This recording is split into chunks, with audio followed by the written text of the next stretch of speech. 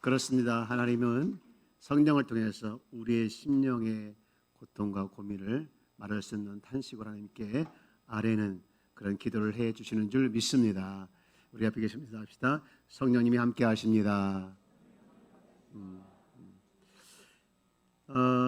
질문 하나 해볼까요? 네.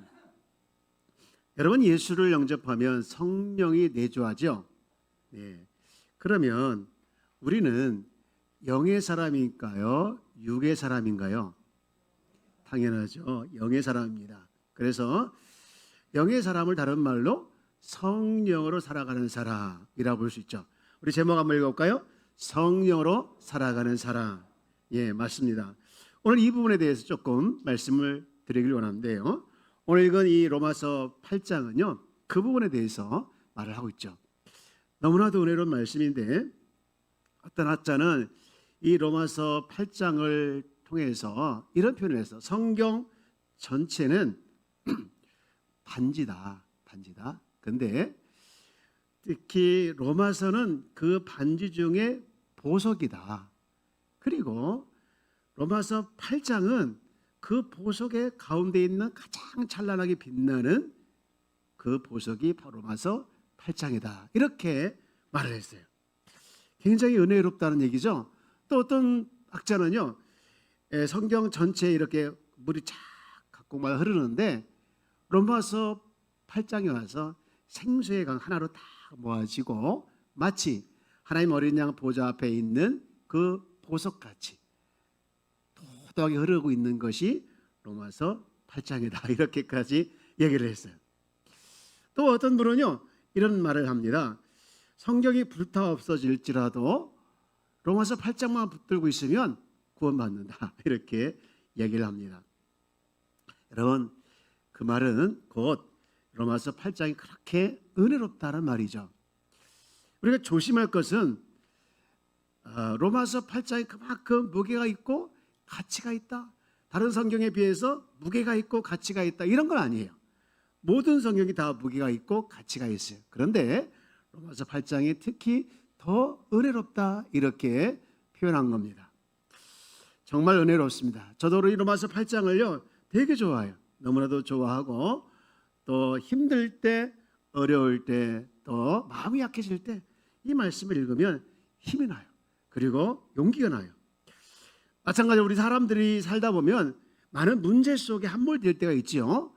그때마다 해결 방안을 찾기 위해서 기도하고 또 성경 여러 곳을 찾아보기도 하지만 여러분, 사실은 그럴 필요 없을 때가 있어요. 이 모든 문제, 전천후 문제의 해결이 다 이 로마서 8장 안에 있기 때문에 그래요. 어떤 문제입니까? 믿음이 흔들릴 때, 또는 하나님의 사랑이 의심스러울 때, 또는 마음의 정욕이 발동할 때, 또는 성령의 은혜가 의심날 때, 고독을 느낄 때, 또 기도의 응답이 오지 않을 때, 고통에 빠질 때, 그리고 심지어 소망이 흐려질 때, 어느 때를 막느라고 로마서 8장은요 문제에 대한 하나님의 음성을 들려주는 말씀입니다. 할렐루야. 로마서 8장을 여러분 꼭 읽어보시기를 축복합니다. 근데요, 로마서 8장을요 읽지만 마시고요, 할 수만 있다면 외웠으면 좋겠어요. 갑자기 숙연해집니다. 외우길 바랍니다. 옆에 계십니다. 그러니까 한번 외워봅시다. 내 표정이 영 나는 안 돼, 너는 될 것 같아, 이런 표정인데 여러분, 그만큼 이 로마서 8장은요 힘들지만 해볼만 합니다. 해볼만 하고요.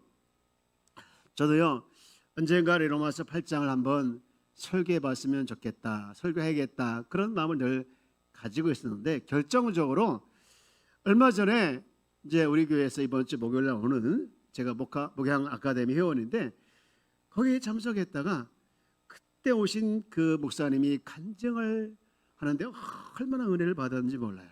특히 로마서 8장 11절 말씀을 가지고 이제 간증을 했는데 자기가 죽을 몸이었다는 거예요. 완전히 죽을 몸이었는데 살아났다는 거예요. 여러분, 11절 말씀이 어떤 겁니까? 이 말씀이죠.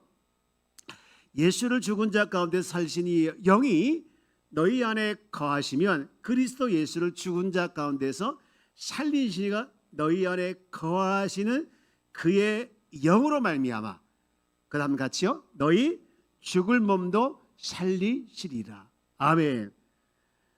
여러분, 예수를 죽은 자 가운데서 살리신 이의 영이 나의 가운데 거합니다. 아멘입니까?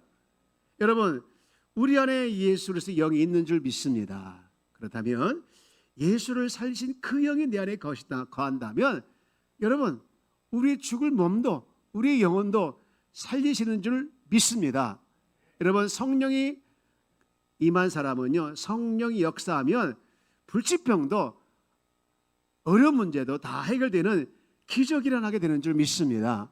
이분이 이제 새벽 기도를 가기 위해서 일찍 일어나신 것 같아요. 준비하고 이렇게 보니까 시간이 좀 남았어요. 그래서 소파에 잠깐 이제 쉬었다 가야겠다 하다가 깜박 잠이 들었는데 그만 쓰러졌어요. 뇌에 문제가 생긴 거죠. 이제 사모님이 보고 주무시나 깨웠는데 안 깨시는 거예요. 그래가지고 피곤해서 누워있나. 이분이 참 지혜롭지 못한 것이 얼른 이제 캐치를 해서 빨리 병원으로 이송을 했으면 좋았는데 무려 그렇게 누워있게 하신 것이 4시간이나. 그러니까 병원에 이미 도착했을 때는 안 됩니다. 이미 각오를 하셔야 합니다. 그랬다는 거예요. 그게 바로 그날에. 근데요, 놀라운 것은요, 그 다음날 이 목사님이 기적적으로 일어나신 거예요. 깨어나신 거예요. 할렐루야. 남의 이야기라 별로 감동이 없죠. 여러분, 정말 이분이 그렇게 고백하면서 늘 성령과 함께, 성령과 동행하면서 성령 가운데 인도함을 따라서 기도하고 그랬더니 성령이 자기 사역에 역사하사 이런 기적을 베풀어 주셨다는 거예요. 그리고 늘 다른 분에서 기도해 주면 성령의 역사하시고서서 정말 죽을 병도 살아나는 그런 기적을 자기가 많이 경험하고 그런 역사를 많이 경험했다는 거예요. 여러분, 그분의 성령의 안에 역사하신 성령님은 우리 안에도 역사하고 있는 줄 믿습니다. 그래서 놀라운 역사를 그분만 경험하는 것이 아니라 우리도 경험하게 되는 줄 믿습니다. 여러분, 우리 그런 의미에서 한번 11절 말씀을 한번 더 읽어볼까요? 시작. 예수를 죽은 자 가운데서 살리신 이 영이 너희 안에 거하시면 그래서 예수를 죽은 자 가운데 살리신 이가 너희 안에 거하시는 그의 영으로 말미암아 너희 죽을 몸도 살리시리라. 아멘. 아멘.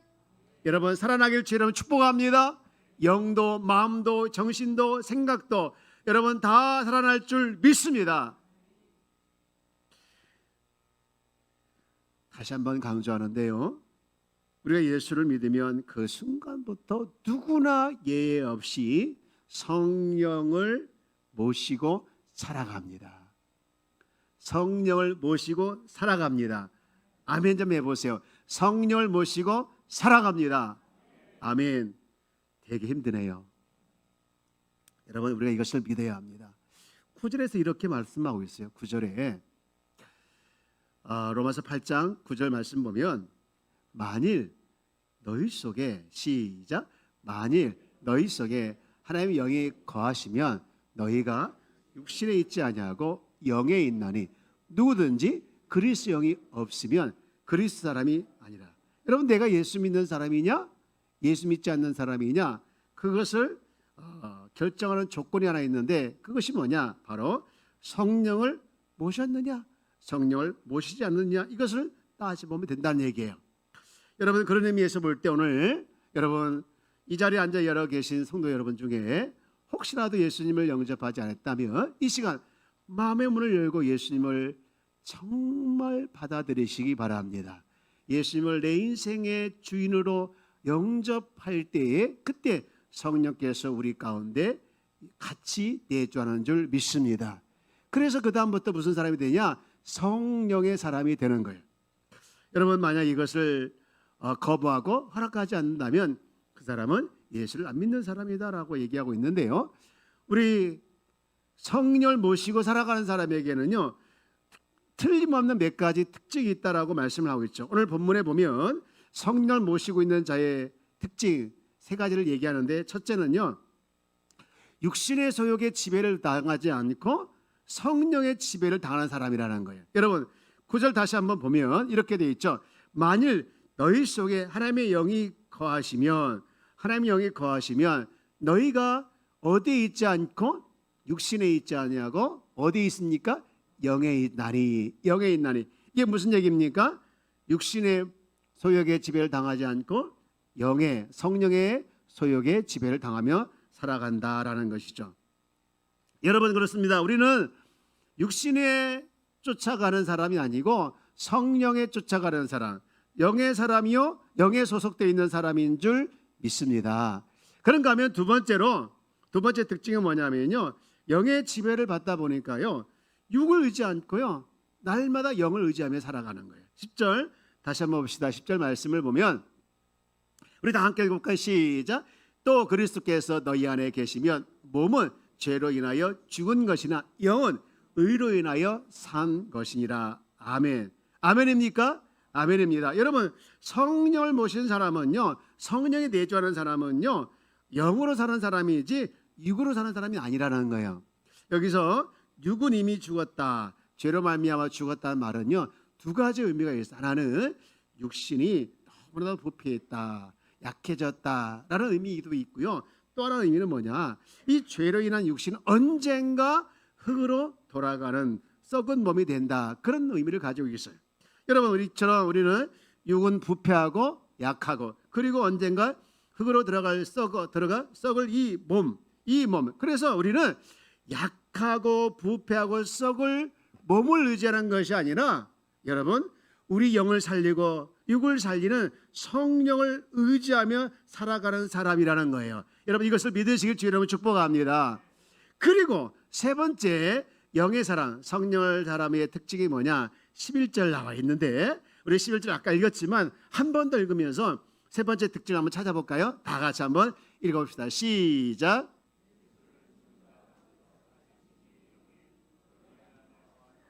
그리스도 예수를 죽은 자 가운데서 살리시니가 너희 안에 거하시는 그의 영으로 말미암아 너희 죽을 몸도 살리시리라. 할렐루야.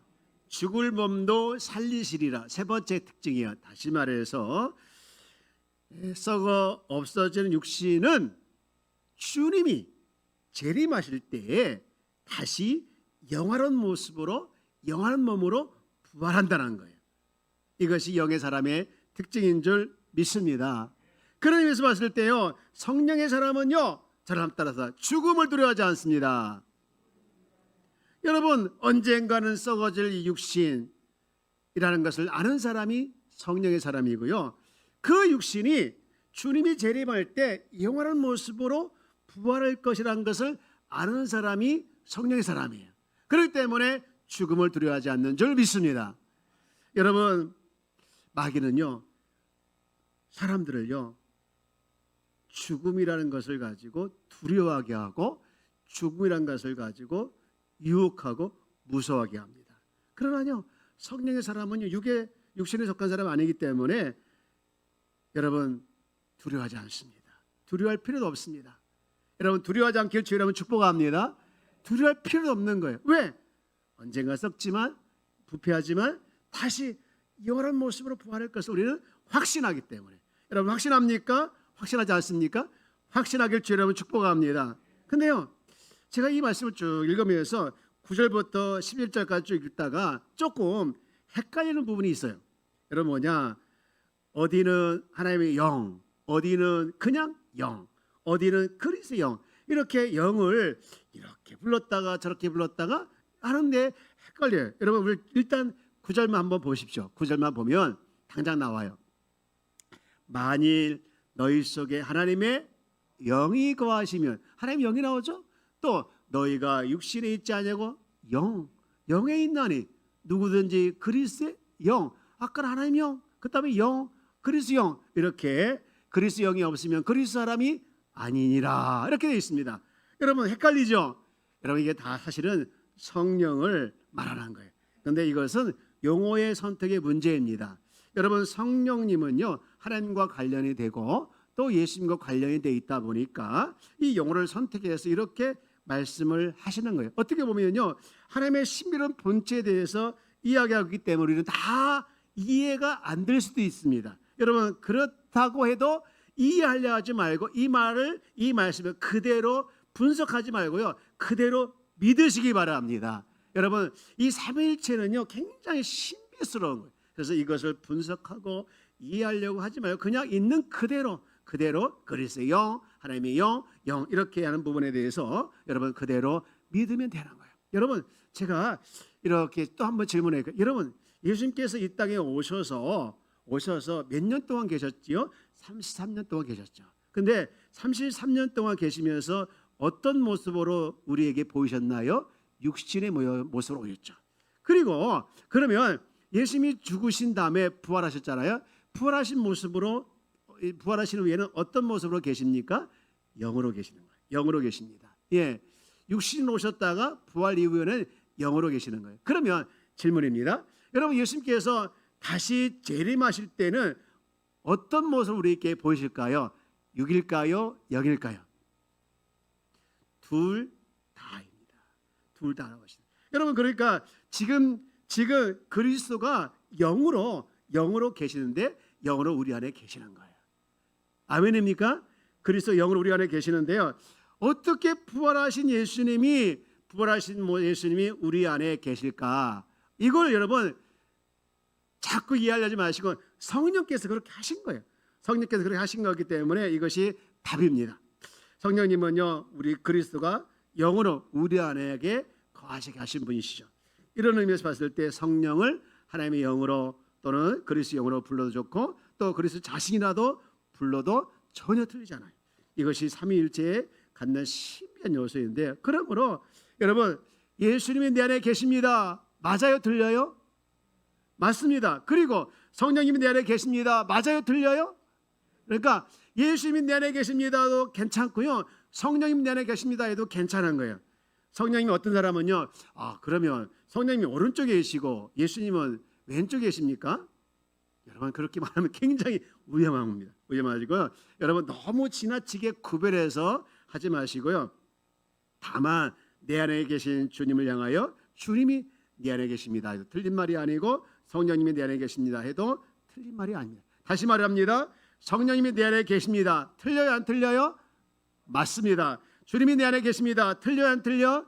맞습니다. 그럼 마지막 질문입니다. 예수님이 내 안에 계십니다. 맞아요 틀려요? 왜 이렇게 대답이 약하죠? 예수님이 내 안에 계십니다. 맞습니다. 한번 예수님이 내 안에 계십니다. 아멘이십니까? 제가 어제 저녁부터 오늘까지 아침까지 너무 기분이 좋아요.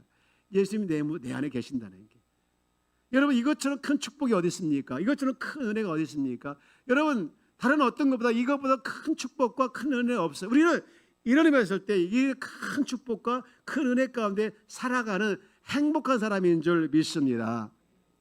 여러분 그래서요 우리는요 주님을 찾아다닐 필요가 없어요. 주님을 찾아다닐 필요가 없고요. 또 하늘에서 끌어내려 우리와 함께하여 주옵소서 요청할 필요가 없는 거예요. 이미 우리 안에 영으로 계시기 때문인 줄 믿습니다. 영으로 계신 그 주님은 날마다 우리 안에 거하시고 항상 넘칠 만큼 우리 안에 충만하게 하시는 줄 믿습니다. 다만 그분을 우리가 믿기만 하면 돼요. 내 안에 계신다. 이 사실을 확신하며 살아가면 되는 줄 믿습니다. 여러분 이것을요 어떤 감정이나 어떤 느낌으로 자꾸 생각하려고 하면 힘들어요. 그냥 사실 그대로 받아들이면 되는 거예요. 따라서 사실 그대로 받아들이면 된다. 찬송가 289장에 보면 이 찬양 가사가 있어요.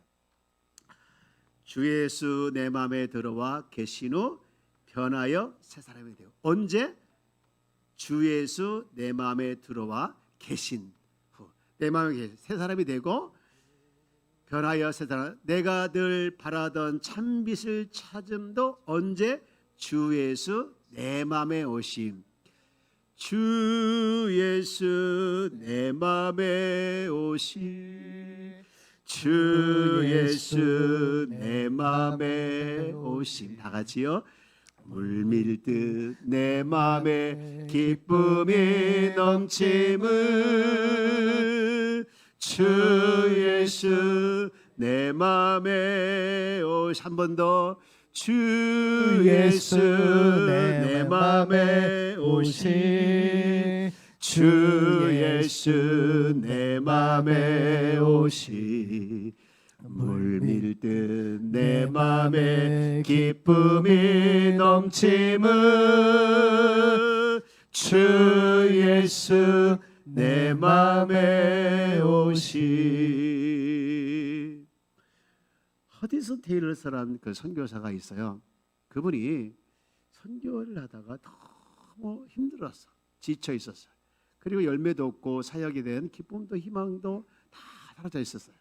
그래서 내가 이 상태에서 이렇게 결과도 없이 천국에 가나 보다 하는데 어느 날 말씀을 읽는 중에 요한복음 15장 5절 말씀을 다 읽게 됐는데요. 여러분 요한복음 15장 5절 말씀 너무 잘 알고 있죠. 나는 포도나무요 너희는 가지니 저가 내 안에 내가 저 안에 있으면 이 사람은 과실을 많이 맺나니 나를 떠나서는 너희가 아무것도 할 수 없습니다. 우리가 너무 잘 아는 말씀이죠. 여기서 허스슨 테일러 선교사님이 큰 은혜를 받아요. 주님이 포도나무고 나는 가지라는 거예요. 내가 그분의 일부라는 것을 느끼게 돼요. 내가 그분의 몸이고 그분의 뼈고 그분의 살이라는 것이 확 다가온 거예요. 그래서 이거보다 더 중요한 것이 어디 있는가? 이것보다 더 큰 것이 어디 있는가? 내가 그분의 몸이고 그분의 뼈요 그분의 살이라는 것이 다 크게 다가오면서 내가 주님이 하나, 내가 주님과 하나가 됐구나. 그래서 거기서 큰 은혜를 받고 주님이 내 안에, 내가 주님 안에, 주님이 내 안에 계시는 말미암아, 내 안에 오심으로 말미암아 내가 이렇게 주님과 하나가 됐다는 것이 너무 그게 기뻐서 그때 회복이 되고 사역을 잘하게 됐다는 거예요. 여러분, 주님이 내 안에 오심으로 말미암아 우리와 주님이 하나가 된 줄 믿습니다. 그래서 바울은요 이런 고백을 했어요. 너무나도 유명한 고백이죠. 빌립보서 2장 7절 말씀해 보면 그러나 무엇이 내게 유익하던 건 내가 그리스도를 위해서 다 해로겠다. 그만큼 주님이 그분에게 가장 귀한 거였다는 거예요. 여러분 주님이 여러분의 인생에 가장 귀한 자 되기를 주 여러분 축복합니다. 할렐루야. 여러분 우리가 늘 성령의 사람으로 성령으로 살아가는 것 이것을 우리가 확실하면서 놓지 않아야 됩니다. 이것이 로마서 8장에서 가르쳐주고 있는 가장 중요한 교훈이고요. 가장 중요한 진리예요. 그런데 그렇지 않게 살아가는 사람이 있어요. 누구냐? 육의 사람입니다. 그것을 5절부터 8절까지 하고 있는데 8절만 한번 읽어볼까요? 시작. 육신에 있는 자들은 하나님을 기쁘시게 할 수 없느니라. 여러분 이 사람들의 특징은 뭐냐? 한마디로 자기 중심적입니다. 매사에 자기 중심적이고 세상 지향. 그래서 항상 땅의 것만 생각해요. 그러다 보니까 자연스럽게 하나님을 기쁘게 하지 못하는 것이. 여러분 그리고 하나님과 원수가 되는 거죠. 여러분 우리가 저와 여러분이 과거에 그랬다는 거예요. 하나님과 원수가 됐고 땅의 것만 생각하고 하나님을 기쁘게 하지 않고 살았다는 거예요.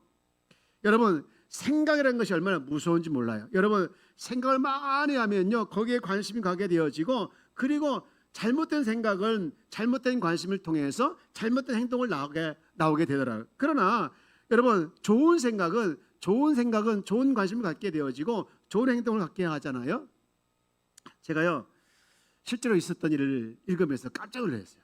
어느 미국에 이 아멜다라는 사람이 고양이를 키우다가 이 고양이가 그만 죽은 거예요. 고양이를 죽었다고 표현을 더 귀한 표현이 있나요? 고양이를 돌아가셨다고 하지는 않죠. 네, 고양이가 죽은 거예요. 그 아멜다가 혼자 고양이를 의지하며 살아왔는데 너무 슬프잖아요. 슬퍼서 이제 힘든 과정 중에 이분이 밥맛도 없고 하다가 그만 뭐를 먹기 시작했냐면요, 고양이 밥을 먹기 시작했어요. 그것도 무려 20년 동안. 이렇게 보면 지금 우리 반려견 키우신 분들 많이 계신데 여러분 반려견 그냥 밥 줍니까? 여러분 먹던 밥 안 주잖아요. 아주 뭐 비싼 밥을 주더라고요. 근데 고양이도 아마 이제 미국에서 그렇게 했나 봐요. 그 음식을 이제 먹으면서 이분이 무슨 생각을 했냐면 20년 동안 먹으면서 고양이 밥을 먹으면서 무슨 생각을 한 줄 아십니까? 자기가 고양이라는 생각을 했어요. 그래가지고요 실제로 기분이 좋을 때는요 고양이처럼 거렁거렁했어요. 그리고요 기분이 나쁘면요 또 화가 날 때 병원에서 이제 가면 간호원이 이제 음식을 갖다 주면 거부하면서 화날 때 이제 표현 야옹야옹. 그리고 좀 거리를 두고 싶을 때 쉬쉬. 좀 비슷해나요? 지금 비슷하게 흉내를 내봤는데 안 된 것 같아요. 근데요 중요한 것은요 사진을 보면 보기에 따라서 그 사람이 고양이처럼 보이는 거예요. 보기에 따라서. 여러분 항상 나는 고양이다. 그런 생각하는 사람은요 항상 고양이처럼 행동하고 항상 고양이처럼 행동하다 보니까 고양이를 닮았다는 거예요. 이것을 이야기하고 싶은 거예요. 여러분 마찬가지로 우리가 육신을 쫓아가는 사람은요 육의를 항상 생각하고 그러다 보니까 하나님이 기뻐하지 않는 하나님과 원수 같은 삶을 살아가는 거예요. 여러분 우리는 누굽니까? 에베소 2장 3절 말씀 보시죠. 에베소 2장 3절 말씀에 보니 이런 말씀이 전에는 우리도 다 그 가운데에서 우리 육체 욕심을 따라 지내며 육체와 마음이 원하는 것을 하여 다른 일과 같이 본질상 진노의 자녀였다는 거예요. 여러분 이게 우리 과거의 모습이라는 거죠. 그러나 지금은 여러분 우리는 성령의 사람인 줄 믿습니다. 성령의 사람인 줄 믿습니다. 여러분 그래서 우리는요 항상 성령이 인도하는 영의 생각하는 사람이에요. 그러다 보면요 우리 생각이 바뀌게 되어지고 또 삶의 태도도 바뀌어지고 그리고 진짜 우리 모습이 하나님이 기뻐하는 모습으로 살아가는 거예요. 그러면 그 결과가 어떻게 됩니까? 7절 8절에 나오잖아요. 하나님이 기뻐하는 사람. 그리고 선물 주시는데 생명과 평안을 주시는 거예요. 여러분 하나님이 기뻐할 수밖에 없는 삶을 살아내는 것이죠. 여러분 우리는 기억해야 합니다. 나는 육을 쫓아가는 부패하고 타락한 육의 소욕대로 살아가는 육의 사람이 아니라 내 안에 계신 성령을 따라서 가는 성령의 사람, 영의 사람이라는 것 여러분 기억하기를 주여 여러분 축복합니다. 우리 한번 외쳐보세요. 나는 성령의 사람입니다. 이제 말씀을 정리합니다. 우리는 육신의 소욕을 따라 성령의 생각을 거스린 사람이 아니라 성령의 소욕을 따라가는 영의 사람, 영의 사람입니다. 성령님이 이미 우리 안에 계시고 또 예수 그리스도가 우리 안에 이미 영으로 안에 거하는 거예요. 이것이 성령께서 하셨습니다. 여러분 우리는 주님을 자꾸 다 찾을 필요가 없어요. 이미 주님이 내 안에 계십니다. 그리고 그분을 자꾸 하늘에서 끌어내리려고 하지 마십시오. 이미 우리와 함께 하시고 임마누엘 동행하고 있는 줄 믿습니다. 임마누엘 동행하실 그 주님과 살아가는 것이 우리의 삶이에요. 이미 우리 안에 거하시고 우리 가운데 역사하시며 동행해 주시는 그분과 함께 살아가는 것 이것을 주님이 기억하시기를 원하시고 또 기대하고 있음을 우리 기억하시고 이 한 주간도 내 안에 계신 그 주님과 살아가서 영의 사람으로서 충만한 그런 은혜가 여러분 가운데 일어나기를 주여 여러분 축복합니다. 특별히 이 한 주간 추석 주간이라 혹시 여러분 우상에 절할 경우가 있더라도 영의 사람은 우상에게 절하면 안 되는 거예요. 절하지 않고 여러분 성령으로 충만한 복된 한 주간이 되어지기를 주여 여러분 축복합니다. 축복합니다. 오늘 말씀을 생각하면서 아까 불렀던 우리 주 예수의 내 마음에 들어와 함께